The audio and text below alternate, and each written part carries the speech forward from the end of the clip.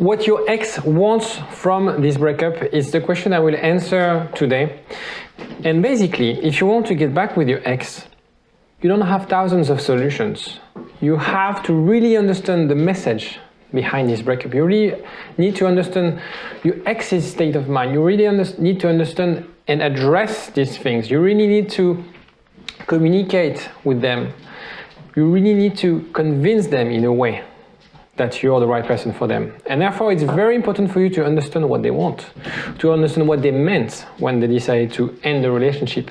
And unless you do those things, well, it's going to be very hard for you to get back with your ex. And this is what we're going to cover today in this video. Jingle.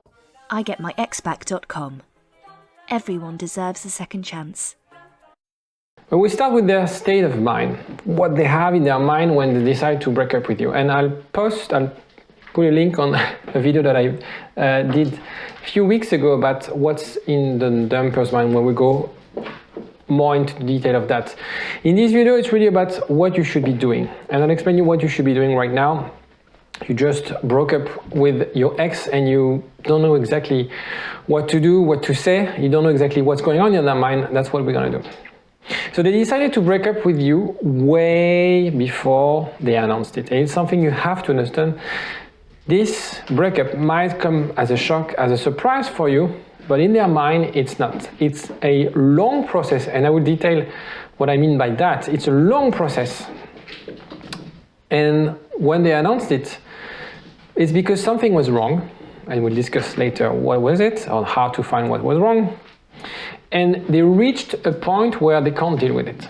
So we often say that 30% of the relationship is the amount of time people think about breaking up with their partner. So if you've been together 3 years, maybe it's been a year that your ex started to think, there's something wrong. There's something that doesn't feel right. There's something I want my ex to change. Or there's something I feel not comfortable with.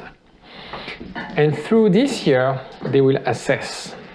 They will assess week after week whether their assumption is right or wrong. And that assumption will become a belief. Because as you fail to pass those tests, you're going to reconfirm this assumption and make those assumptions belief. But the problem with that is that you're going to create a cognitive bias in your ex's mind. And this cognitive bias is the confirmation bias. The confirmation bias is basically when I think about something, I think that you're too lazy. I think that you don't help me at home. And anything I see on a day-to-day basis is that you don't clean the dishes, is that you don't help me with the kids, is that you don't wake up early to look, to dress up the kids or things like that. And the more I will see behavior that doesn't go in my direction, the more my belief will be strong. And the problem with confirmation bias is that sometimes you'll make an effort. Sometimes you'll dress up the kids in the morning. Maybe you'll do it twice a week instead of none per week.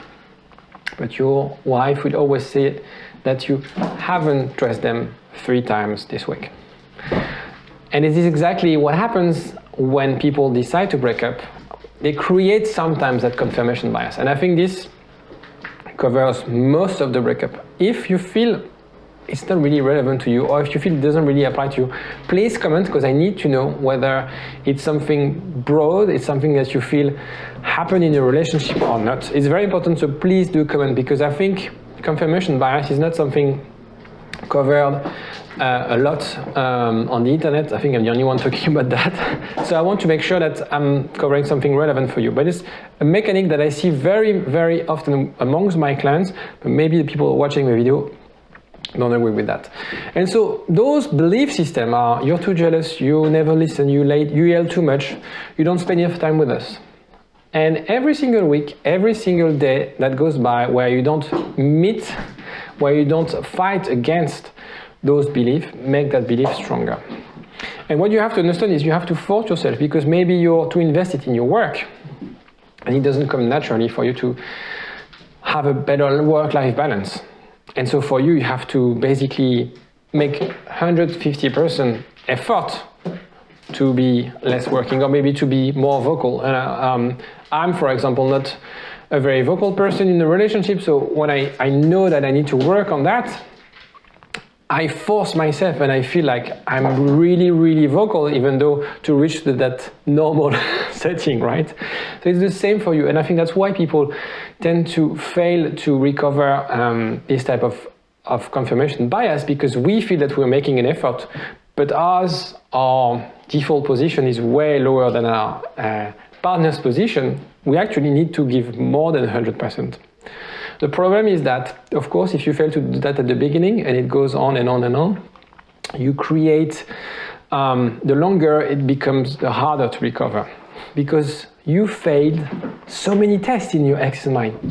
I told you so many times. And this becomes the "you will never change" type of statement that I hear almost every day from my clients.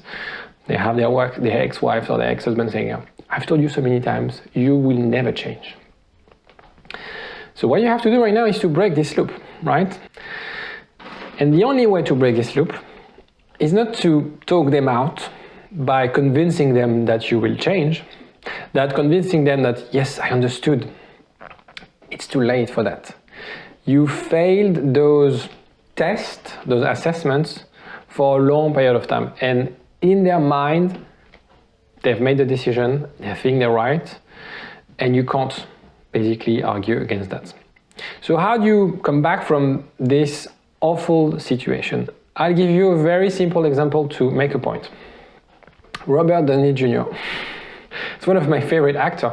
And I remember when he was acting in Ally McBeal. I loved this actor. I love his character, his charisma and stuff like that. And back then, I think he was a cocaine addict, and he was jailed because he was, I don't know if he was dealing cocaine, but he was basically jailed or sentenced or whatever. And from one day where he was a rising star, he became nothing. He was blacklisted everywhere. No producers wanted to speak with him. He was like just, in the shadow. Fast forward 10 or 15 years, he's now the most demanded actor right now. He's super famous, he's super rich. And well, how did he do it? How did that person who's obviously talented, who obviously worked hard, came from a position where he was persona non grata, where he was just not a nobody, but someone blacklisted from everywhere, to the superstar? He basically managed to change people's perception of him. You can't be a fan of someone who is a cocaine addict, or someone who goes to jail or is convicted and stuff like that. So how did he change? How did people change their perception? And I think the perception we have, even though we know that he went to jail or he was arrested because he was a cocaine addict, we forgive him and we have another image. Well, it's very simple, yet a bit hard to do. You need time and you need space. It's the only way to reset that image. When you have that bad image of you're too jealous, you are lazy, you are whatever, you put the statement. Things that in your ex's mind, something you'll never change. Well, you have to reset that button, because it's not by having for him a press conference saying like, yeah, I don't do drug anymore, I don't do cocaine anymore. It doesn't work like that. He needed space, he needed time. He needed people to forget him a little bit, to not associate him with that image of him dressed up in handcuffs. He needed time for people to forget those behavior, those images. It's going to be the same for you. You need a bit of time for your ex to forget all the things that she or he says is wrong or that you have to work on. It's the only way to reset, and it's the only way to come stronger. So what does it mean? It means no contact, obviously. But I think the idea of, here you really understand what's going on in their mind and why actually, in a way, they expect you to go into no contact. No contact has few benefits from your point of view to build attraction, but also in a way, by doing that, you're meeting their need.